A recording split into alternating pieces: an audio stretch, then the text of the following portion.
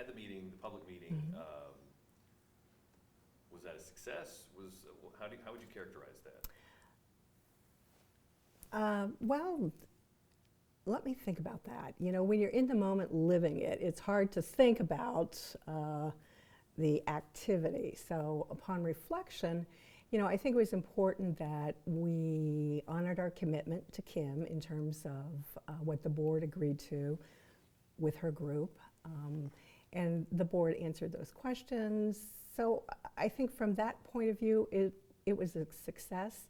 Did people hear and understand and sort of internalize what those responses were? That I'm not sure, right? That remains to be seen. It's really hard to judge whether or not people will really understand because, you know, a lot of it was complex answers, right? You think it's a simple question, but it becomes a very complex answer. And I feel like that is part of the problem if we've got Right. competing narratives. Their narrative is very simple to understand. Right. There was this many books, now Right. there's a million, some less, Right. or whatever, and there's memos or people saying that we were told to get rid of things. That's very Yeah. easy to understand. Mm-hmm. Well, it's also quite an emotional experience, no matter what library proceeds in collection management, to a point that I think the board was a bit surprised that the reaction by a goodly number of citizens, taxpayers, would be so vocal and so outspoken. Obviously, the board wants to be transparent. Our meetings are open to the public.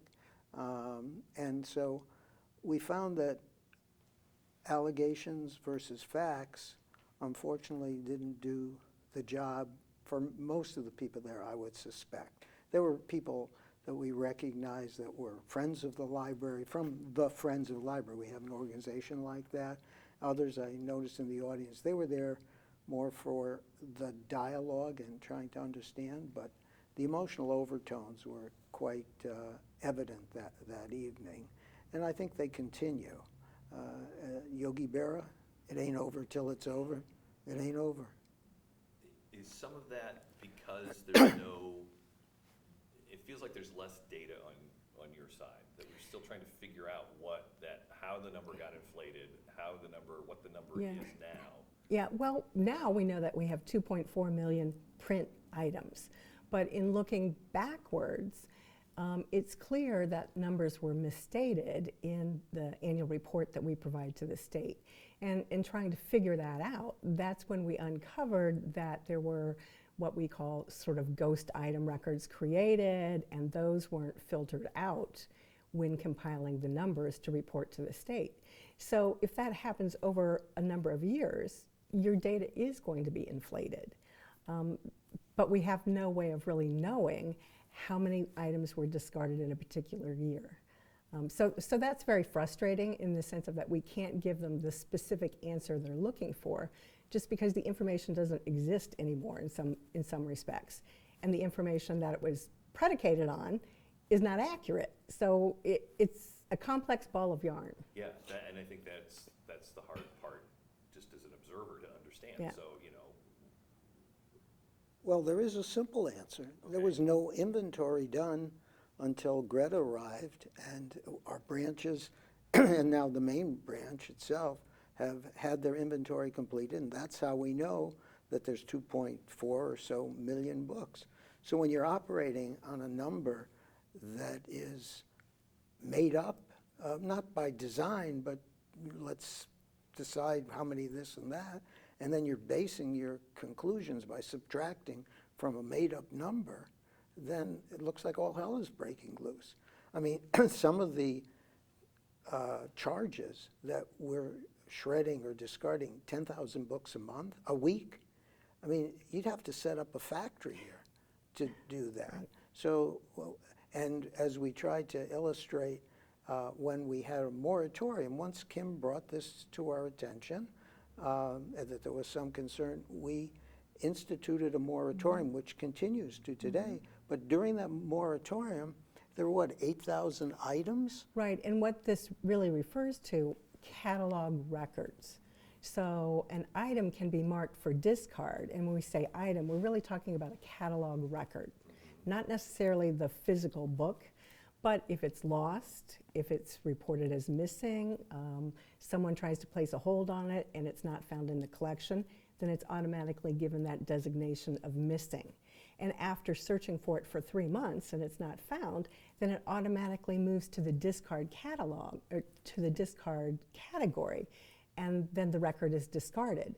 So we're not talking apples and apples. We've got Right. apples and oranges and grapes going So on. during the moratorium, we're not getting rid of anything. Physical We're books. correct. But the system thinks it's gone because suddenly somebody's checked it out and never returned it, or we can't find it for whatever reason. Right. And that number, even during that month-long pause, was 8,000 items. Correct. That became missing through patron activity or whatever. Correct. Okay. Correct.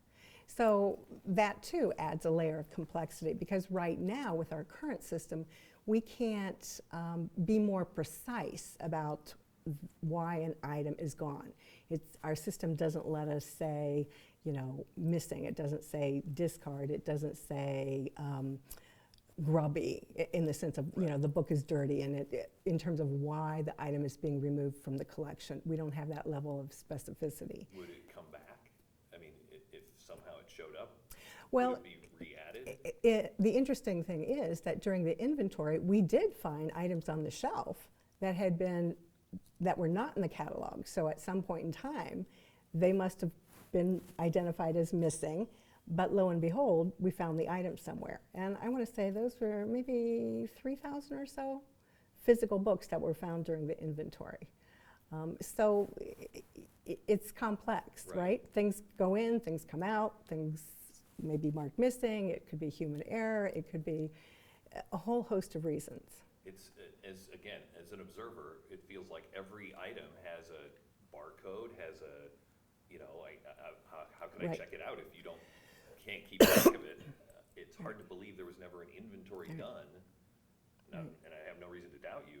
It seems like, well, how could you check, how could you make them, how could you circulate them? Right, if you didn't know how what could- it was, what you Well, had? the items are in the database, and so when you go to borrow something, you're scanning that barcode under that laser, and that is what triggers in the database that and it knows who you are based on your library card, that you have checked out, Tom Thumb for 3 weeks. So it knows that, but in terms of comparing the information you have in the database with the materials that you physically have on hand, and then also identifying what is currently checked out, when you go through those steps as part of a physical inventory, then you truly know what you have. So there's no master database that shows where every item is at any given moment. I guess that's the Amazon world that we think it would exist. It doesn't really operate that way. It won't say, here's where every book is located at this moment in time, that you have this book, you have this book. Individual card holders, their privacy is secure, and so there's not a master record or document to go to really know where every book is at one moment in time. So philosophically, nothing's changed? Or is that fair? Well, I guess I'm not sure what that means. I think libraries are about people and connections, and yes, we have books, we have all kinds of things. So that's a philosophy, right? I think you actively manage the collection, you take inventories, you add materials, you withdraw materials. It's a whole life cycle in managing the collection. Is that a philosophy shift? I can't answer that. I mean, that's always been my philosophy. In terms of an institutional philosophy, I've heard the allegation be made that the library has always had the policy of keeping the last copy.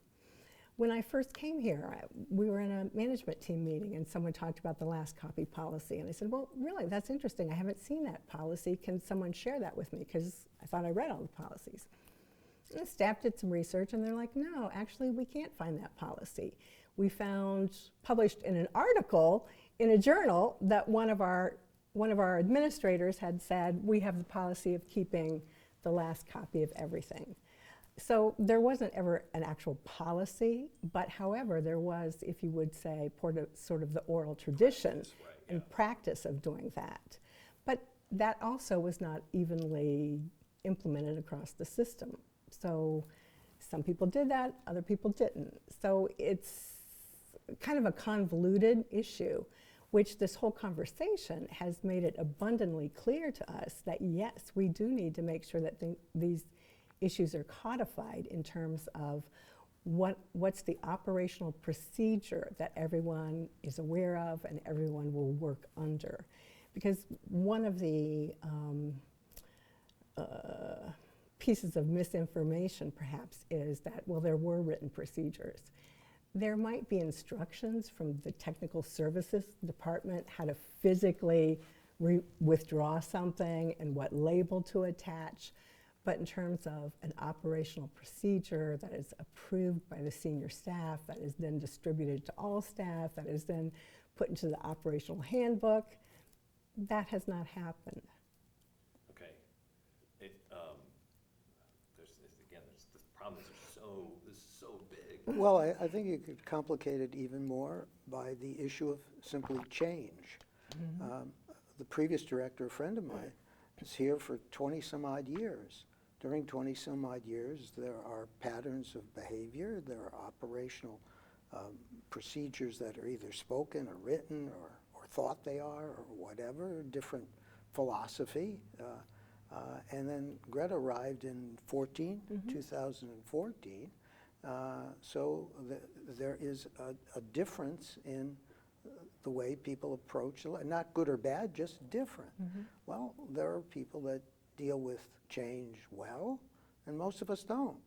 Well, some of that issue became an issue, and was more of the issue than the weeding and all. So it's as you just mentioned, it's a very complicated and fraught with emotional issue when things like this occur. I know, for example, I have a lot of cookbooks. I like to cook. My wife reminds me, I have a lot of cookbooks. So when I bring another cookbook home, she says, well, you got to get rid of this one. I said, how can I do that? Look, it's stained with tomato sauce. It's my friend. But that's the same issue with the weeding process in a very simplistic way. It's friends of ours. As a board member, or has the board spoken to employees directly outside of, maybe away from her? How do you measure morale or? Good point. Yeah, good point.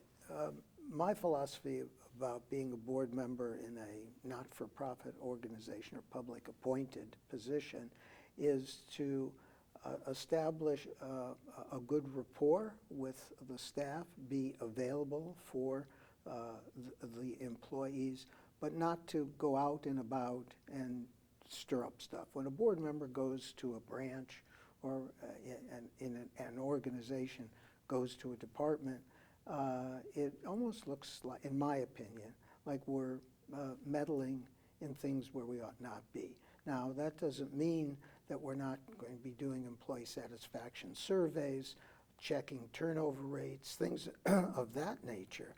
But, and some board members differ. They do visit the branches and chat with the people there. I say hello to everybody, but I'm not in my capacity as a trustee. But that data, those employee feedback, whatever you use, you have that, and that there's no dip, there's no decline, there's no measurable.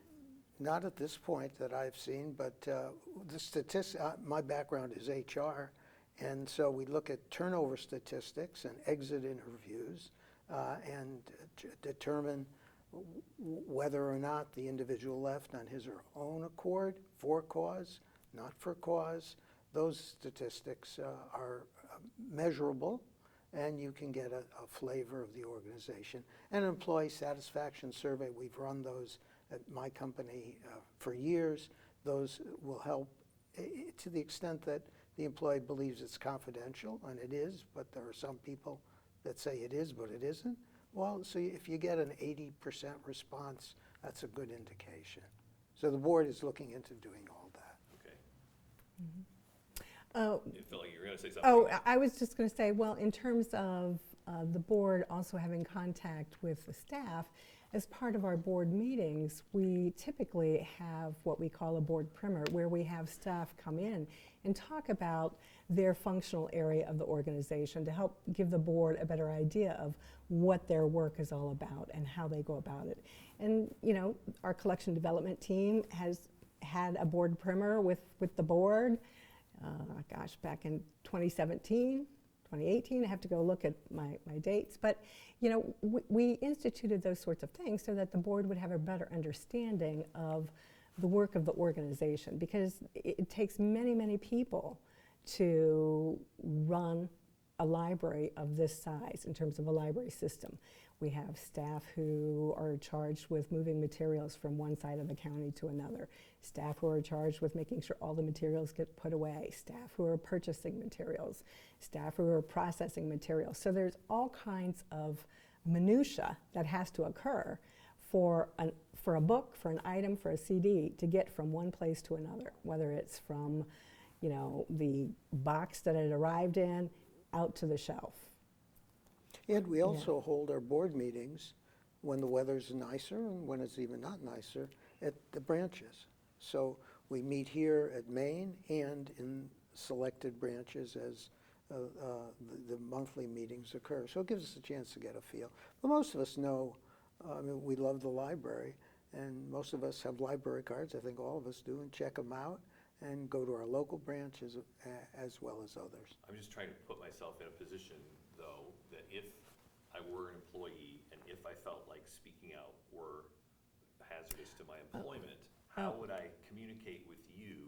Or what would that look like to be able to safely speak to the board? You're saying you've had no private email, no private contact, nobody, there's not this wave of, you know, simmering hostility or whatever. The only contact that I've had was from Kim, who asked, she knows my wife, who asked if I would meet with her because she wanted to share some information about the library. So I met with her at Starbucks at Coventry. Some of the questions that she asked were beyond my knowledge base, but I said we'd get back to her. And then the next thing I know, we have petitions and things of that nature. That's the only individual that I met. Well, and we do have an ethics policy and a whistleblower policy, so that if staff felt that there was something that needed to be reported, we have those mechanisms in place that allow them to do that with confidentiality. Because those items don't come to me, those are interacted with in terms of our human resources department. So we have those mechanisms, and nobody has filed any whistleblower reports or activities. For specific, you know, incidences, not overall overarching philosophy changes with how the collection is managed. It's probably not a whistleblower. You're right. It's probably not a whistleblower type thing, but the flip side is, you know, at a basic level, you're never going to make everyone happy all of the time. And frankly, I don't think you can make anyone happy. I think happiness comes from within. That's something that we all control ourselves. But in terms of whether or not employees are satisfied with the work they do, whether they find it engaging, I don't have any knowledge of whether or not people have communicated that to the board, that they have dissatisfaction in the work they do. And our patrons vote by their library card. So if you look at our circulation and you look at the activity that occurs, people attending meetings, a TV station, whatever, those numbers are pretty strong. And so, but on the other hand, I don't want to leave the impression that our phone numbers are not listed or that there's not a way of getting a hold of us. Someone found my email. In fact, the individual ended up speaking at the meeting a couple days ago, and asked if he could be put on the agenda. So I said, why not? Absolutely. I mean, that's the whole point of it. Forwarded it here, and he spoke number 5 or so, whatever it was. And so it's not that we're not available. People have not chosen to make themselves known to at least me. Is this going to blow over? Is this a wait it out? I mean, when can the library resume normal operation? Well, I think that's something that we'll have to discuss with the board at the next board meeting, because we have certainly made a commitment to the public that we would provide written answers to all of the questions that we've received, not just the questions that were addressed at the public meeting, but all of the questions we've received, and that we would make that information publicly available. So I think it's prudent to continue with our pause until we have sort of honored all of those commitments that we agreed to make. But at some point, the institution does need to resume weeding, but we certainly do need to take a look at what those ratios are in terms of how long should an item stay on the shelf before it's eligible to be a candidate for weeding. One of the pieces that definitely needs to be looked at and revised, I believe. One of the pieces that has gotten lost in, I think, the conversation is that, we rely and expect the professional librarians to take an active role in this. Just because an item shows up as a potential candidate for weeding, it's still totally their discretion whether or not it's actually weeded. Have some folks taken a very aggressive approach? Perhaps. Have others been more cautious and thoughtful about, well, if I don't need it, maybe somebody else does, let me think about this? We've had folks, I'm sure, from all parts of the spectrum, as to be expected, right? When you're dealing with human beings, everyone's going to have a different approach. Whether everyone has felt comfortable with that, clearly not.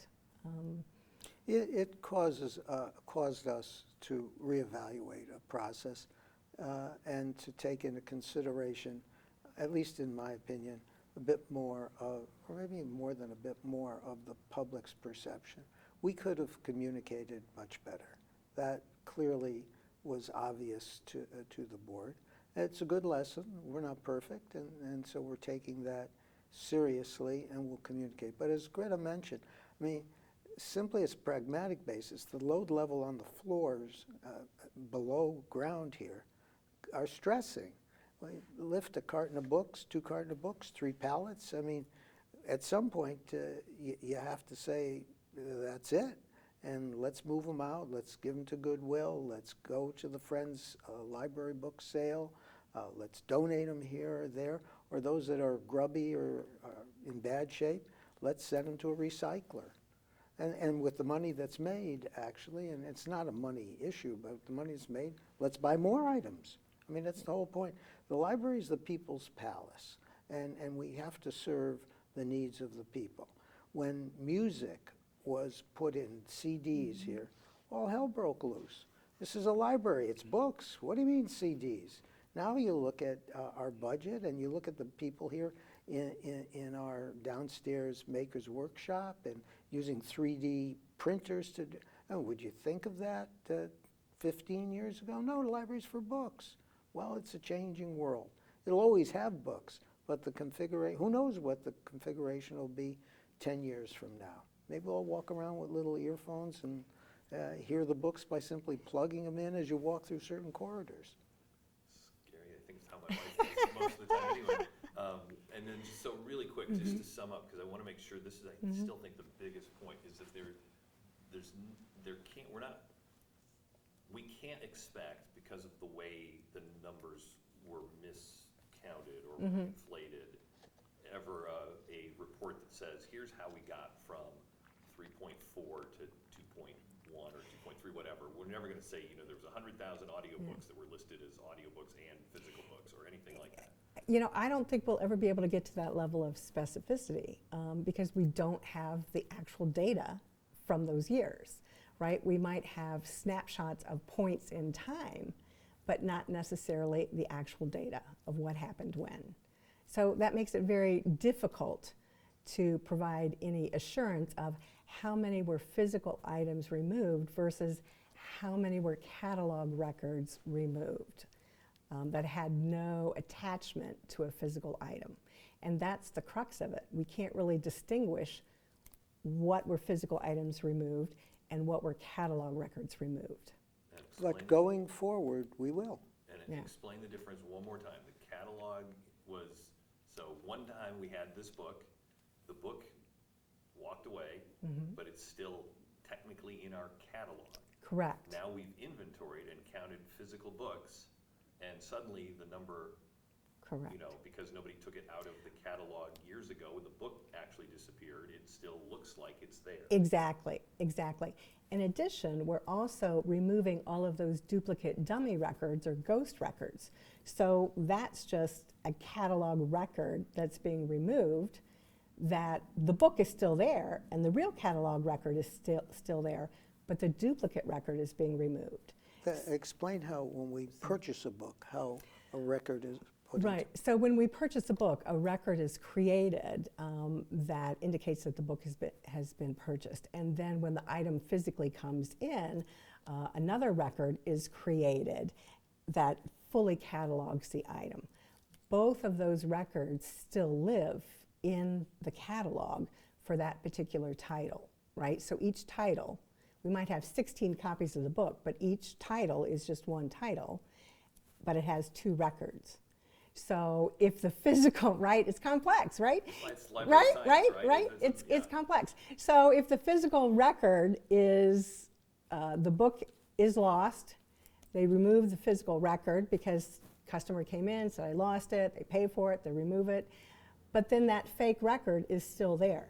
So we're now going through and cleaning up all those records, and those records are identified with a specific indicator on it, which is how we're able to know that those records still exist, because there's a physical indicator on a particular line in the line item record, right?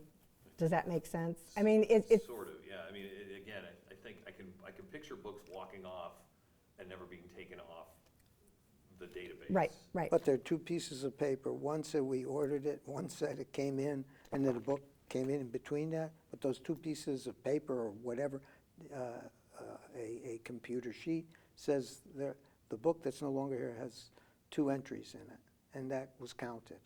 But now it's being purged. Got it. Right.